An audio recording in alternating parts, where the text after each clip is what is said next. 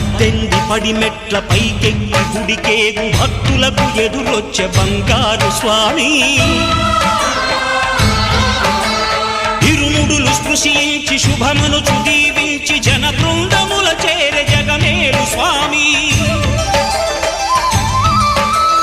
తన భక్తులనరిల్చు తప్పులకు తడబడి ఒక పక్క ఒరిగెన ఓంకారమూర్తి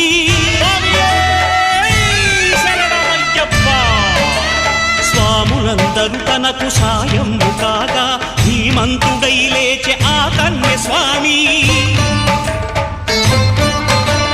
పట్టబంధము వీడి భక్తతతికై పరుగు పరుగున వచ్చే భూమిపైకి నరుడై